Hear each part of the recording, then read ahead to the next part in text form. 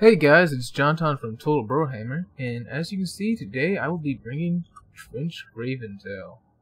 Alright, so of course I'm playing this Skaven, and along with him I've got an Assassin and a Plague Priest. Now on the Plague Priest I only have Vermintide. I meant to bring Pestilent Birth as well, but I clicked on it. I don't know if I didn't have enough money for it or whatever, but it didn't come with him. So, besides that, I got a front line of all armored stuff because I figure the Tomb King's front line, their infantry are going to do quite well against lightly armored targets, but they're not going to do great against armored targets. And Storm Vermin will also be able to beat up things like Tomb Guard, because as you can see there, they have some pretty good stats here. They have 90 armor, they have shields, so I figured Storm Vermin would be a pretty good front line. I have 3 Storm Vermin with sword and shields, and 2 with halberds. Of course, the Tomb Kings like to bring a lot of large, that is their strength. As you can see, I have a Warp Lightning Cannon and some Clan Rat Spears with shields to protect it. I've also got 1 Gutter Runners with poison just to muck things up with their nets and their poison, and 2 Rat Ogres. Now Rat Ogres do armor piercing damage, and they also have pretty big mass, so they'll be pretty good against the large targets at just kind of pinning them down and doing some good damage to them. My opponent is the Tomb Kings, and he has brought a Cimbrian War Sphinx on his left flank here. He's brought 1, 2, 3 Skeleton Warriors with double gold chevrons. 1, 2 Skeleton Archers, including the Blessed Legion of Khatept, and he's also got 2 more Skeleton Warriors over here with some silver chevrons in. He's got a Necrotect and 2 Tomb Scorpions, so these guys are going to be his...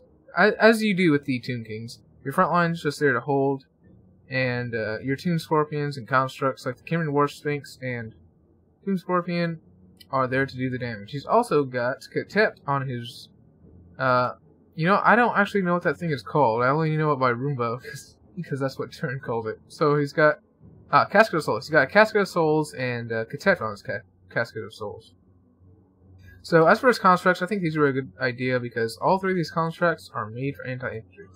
Now, he has spread out here and was expecting to, oh, one more thing. He has... I thought he had some new Shakti Greatbow. Does he? Well?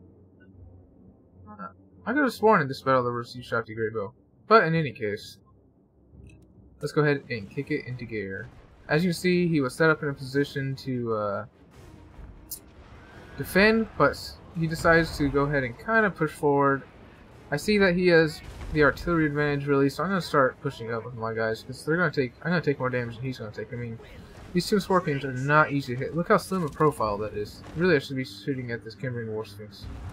But I was more afraid of this at the time, because the Tomb Scorpion actually has animations that make it very, very difficult to hit.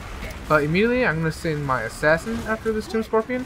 As you see, between the Assassin's hit and the Warp Lightning Cannon, we're doing some good damage to it. So I'm going to get Tretch Craventail and the Assassin all over this Tomb Scorpion. And let's also show Tretch Craventail here. This is the first time I've shown him in a video, and this guy, he is a tank. He is all about being tanky and lasting forever. So let's look at his abilities right here. Geez, let's go ahead and pause it so I can actually get him. Alright, so he's got Stay Here, I'll Get Help, which makes him stalk and gives leadership, which I don't find this to be too useful, but it's okay. Remnant's Valor, of course, and he's also got the Lucky Skull Helm, which is cost and effect. If he's winning melee combat, he has plus 33% damage resistance and plus 24% speed, so he will be really fast and really tanky. He also has this, which gives weapon damage, 9 melee attack, and plus 10% armor piercing damage to everyone around him, so that's pretty good. He's more of a, kind of a Sigil type, a support lord, that's meant to just, not die. He's a pretty good duelist, so. Alright, so I'm gonna get him and, what's it called, Assassin on this Tomb Scorpion, and I'm gonna go ahead and pop my, what is that ability called? It is the, let's see if we can get it here. Rival High Talisman. There it is. So these guys have negative 44 melee attack, bringing them down to 0. So these guys won't do too much damage. And as you can see, Tretch and the Assassin are doing a lot of damage to this guy. Now he did just punt Tretch away, but he's gonna get back in there. So I have my Warp Lightning Cannon shooting at this Kimmerin War Sphinx, which is going straight for my Warp Lightning Cannon, but at this point, you know, not much I can do. Now, as for my front line, the Storm Vermin with Sword and Shield are doing a pretty dang good job against the Skeleton Warriors, even though the Skeleton Warriors are to double gold chevrons. I mean, even with the double gold chevrons, they have pitiful stats. Now, he's having his archers shoot out my Gutter Runners with poison, which is an okay choice. They do have 20% physical resistance. That's fine. I have my Gutter Runners with poison shooting at this Tomb Prince right here. And that's going well too. So these Storm Vermin right here actually broke. I don't know if they terrorized. There wasn't any terror over here at that time. But they did indeed break, but they came back pretty fast. So at this point I'm going to try to move my Rattlers into this blob, come hit this, and then move straight into those archers. Tretch and the Assassin have just about, yeah, okay, so they've killed one Tomb Scorpion, and they've almost killed the second Tomb Scorpion. So what my opponent need to do in this situation, he just need to pull through and go after the Storm Vermin and Sword and Shield with these Tomb Scorpions and keep them away from Tretch. Now he's shooting at my Plague Priest with all his archers, but I'm going to be summoning some rats right on top of his archers. And I gotta say, these Casket of Souls are doing quite a lot of damage. I'm not sure if they're getting a lot of model kills, but they're doing a lot of damage for sure.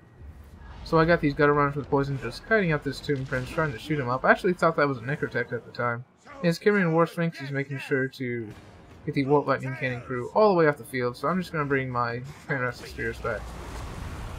He's going to pop a Vortex spell over here, and one over here, using Khatept's abilities and spells. But I'm going to try to move out of the way of this one, and I dodged it for the most part. But this one did do some decent damage.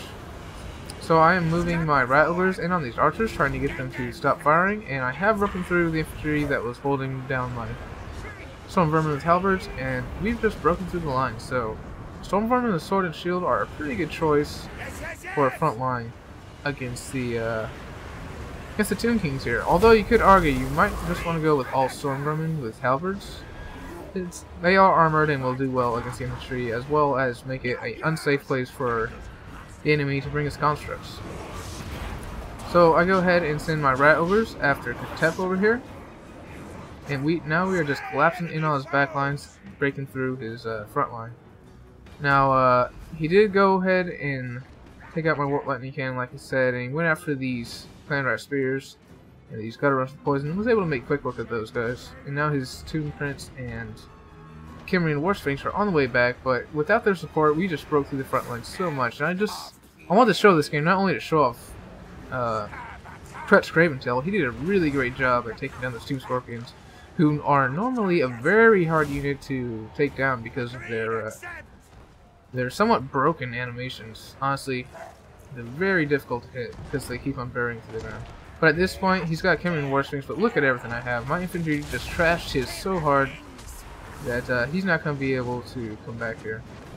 So I send my Rattlers after the Roomba, and Tretch Craventail and the Assassin are just going to have their way with this Kimmerin War Sphinx. My opponent realizes this and concedes defeat. So let's look at in battle replay here. So yeah, look at this. Storm Vermin with Sword and Shield did a pretty great job. These Storm Vermin with halberds actually got really messed up. I wonder what they were fighting.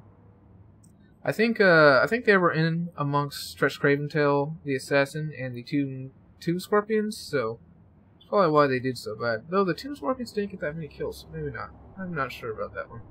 Oh, you know what? He was probably focusing it with the artillery. So 80 and 73, that's actually quite a few kills. It's pretty nice. So he did a great job at taking out my Warp Lightning Cannon, but it just wasn't enough because his front line. I think the best way to beat the Tomb Kings is either have a way to destroy all their constructs, or if your faction doesn't have a way to do that really well, then concentrate on taking out the infantry. Their constructs aren't that great when they're not supported by infantry. I think that's really the way that you have to win against the Tomb Kings. And their infantry have really terrible stats, but they just last forever. Everything on the Tomb Kings is unbreakable, and it just doesn't die. It has automatic heals with the Casket of Souls. So a really good faction there, faction ability. And it's definitely tough to fight them. Now, the Gutter Runners with poison, I brought them just to kind of, tie something down with the snare nets and poison, but you can probably skip these guys.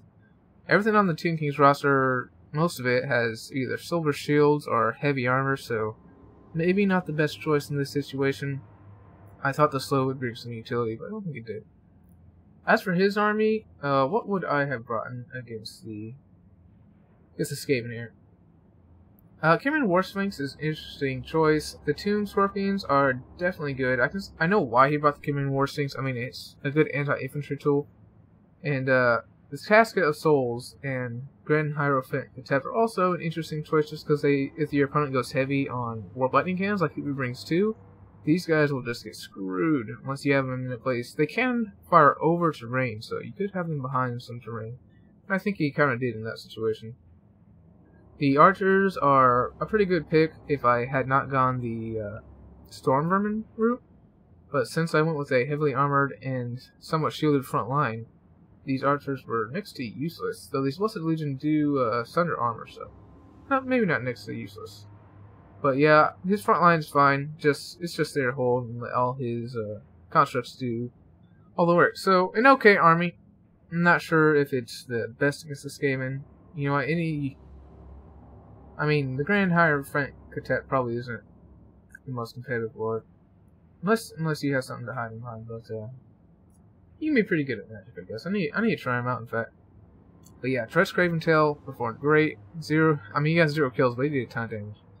But a good game to Nidhoggerl? I don't know. But this is going to be all for this one, guys. This is JonTaun for Total Brohammer, signing out.